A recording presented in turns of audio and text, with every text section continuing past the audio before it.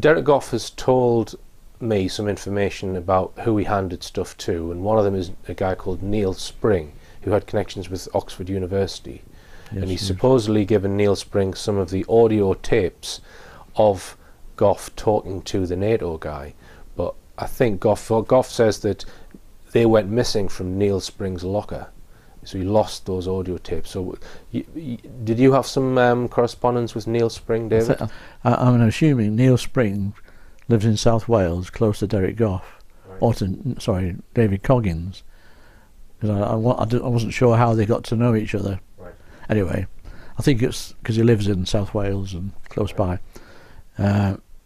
Yeah, so Oxford University had a year or two ago formed a new UFO group, and they had speakers and talks, and they invited Graham Birdsall to come and speak, who was the past editor of the Quest International UFO magazine and director of Quest International. And at some point in the proceedings, Neil Spring apparently took Graham to one side and whispered something to him like, you know, I think you ought to know about this. Mm-hmm. So he was acquainting Graham of his knowledge from those audio tapes, thinking Graham might do something with it. And I think at that time, when he got back to Yorkshire, to Leeds, Tony Dodd had actually left and resigned his position with Quest International. So he thought, I would be the appropriate person to pass this message on and a phone number. So I did ring him, and with the hope that he would furnish me with a copy of these tapes. And he referred to this third person, which is obviously this army chap that you've identified, and said it's more than his life's worth to pass them over, which is a bit strange when he's already had them and David Coggins has already had access to them. He wouldn't give me the contact number of this military guy, or even David Coggins, because he didn't know that I didn't know David Coggins at the time, which I didn't. So I think you and I are both of the same mindset, that we don't make a judgment as to the true motives or the reasons behind this. We're looking at the evidence. All right. Now, yes. The knee-jerk response is, whoever's doing this, it's an absolute evil thing, which it appears to be on the surface. It's not benevolent in any way. Now, there's quite a large school of thought in this field of ufology, which is that no non-human intelligence would ever harm another intelligence, shall we say. Yes. So they're all benevolent, in other words. And this is put forward by people such as Dolores Cannon and Stephen Greer. Stephen Greer is also of that same mindset. Yeah. Now, I don't make a judgment as to why they're doing this and what the ultimate reason is, but Greer in particular has been making noises recently about the reasons for this. Just tell us a bit about that, David. Yes, so he's issued a paper, which was issued on 31st of August, so very recently. I haven't read the whole paper, I've only read the extracts, which has been circulating around in the last week on the internet. And he's, I mean, I agree with some of his comments in the sense that he's postulating that this unseen government and, you know, the industry and the money, financial institutions and the oil barons and all the rest of it are leading up to some false flag case where they might do things to replicate what the ETs are doing, to put the fear of God into everybody, to make the general populace think we've got a threat from an outside source off planet. Yeah. So they might fabricate an alien threat. Yes, yes. And so his hypothesis is that anything that seems to be evil connected with unexplained UFO type phenomenon is all a psyop. Yes, that's what he's saying. He's saying that the evil people are the government agencies, or whoever these people are, or orchestrating and ordering this sort of activity to fool the public and the media. My response to that would be, well, okay, why have they got a NATO group being set up, which is covert apart from the one whistleblower that we've had, to tidy up after human mutilation cases? Why does the military need their own group to keep it secret and keep it covered up and take away the evidence and seal off the area and all the rest of it? Why do they need that group? Just look at the case on Filey Beach. Is Stephen Gray saying that the military did that seal? Yeah. That was just so happened to be found one morning by a couple of people walking past on Filey Beach. Yeah. And there are cases all over the world as well. Yes, well, there's a case Tony reported, and it's in his book, on beaches, adjacent beaches in the Orkney Islands in 1994, 93, over 30 seals found, with all decapitated, but cut through the same vertebrae joint in the neck.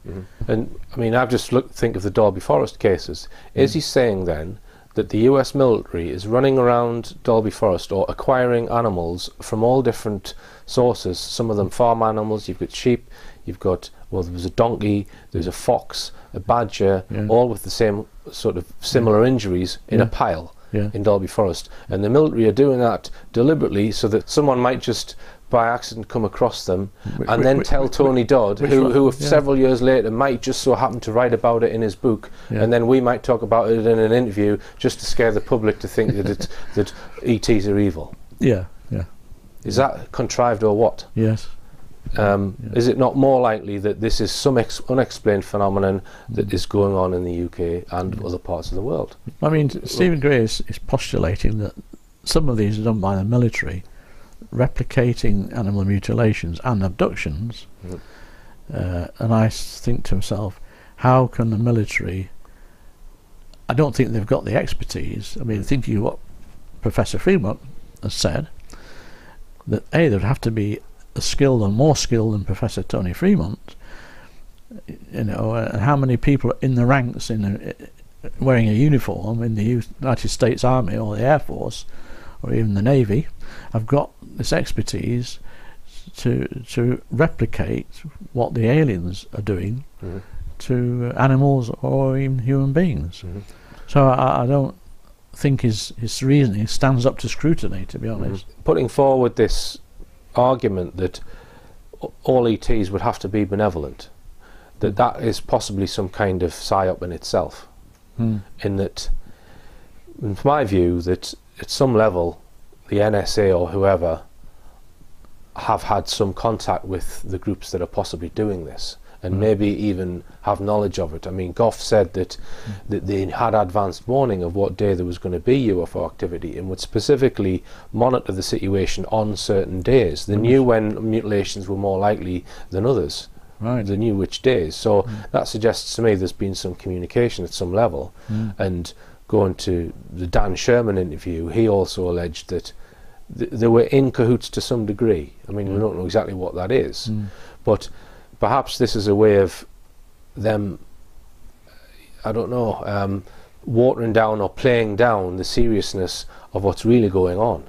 What are your thoughts on that, David? Do you think it's an entirely separate thing that they just haven't got control over?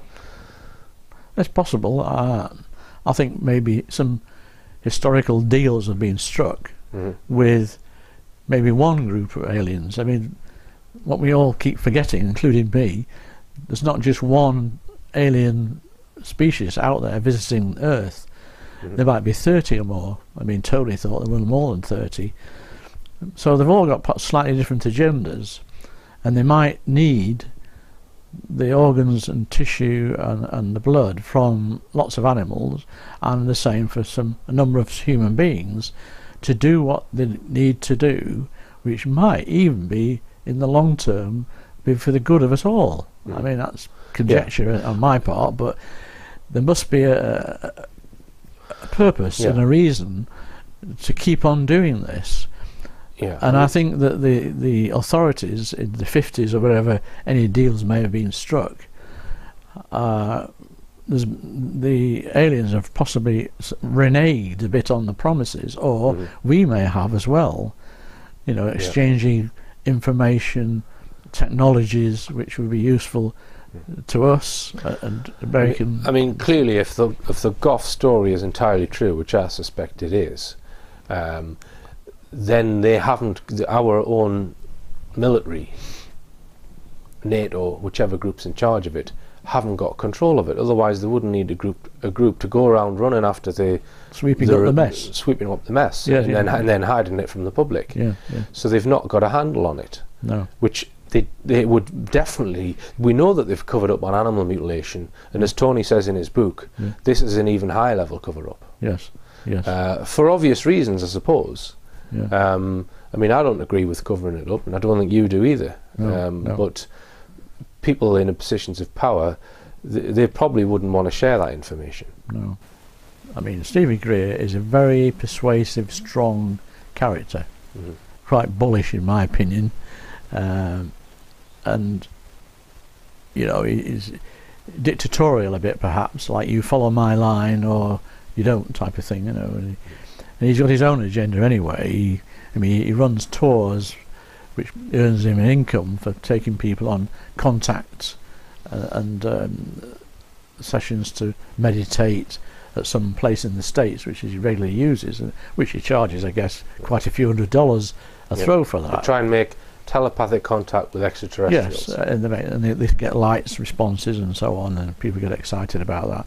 So he doesn't want to show the aliens in a bad light, because that would frighten people off going on to these special tours of trips and meditation and making contact with the aliens, or a particular group of aliens which might be quite friendly towards us earthlings in that particular location. I don't know, but he's trying to put this overall umbrella up that they're all not here to do us any harm, and they're all here for our benefit. And it may be that for our benefit they have to take so many animals and all this blood and guts, if you like, even from human beings, to something to do with preserving our planet and us as a human being, the human race, in the future. So it might be sacrifices, people might say, have to be made for the good of the rest of us. And also they want to preserve this planet. So when you think that the United States government or whoever they are have killed all those people on 9/11, London bombings and all these other atrocities, as you know, to further their cause to enter a war some other country in the Middle East or whatever, for them to agree or be happy to sit back and let a few men in the street or women in the street, including children, to be abducted, never to be seen again, and mutilated as well, begs the question.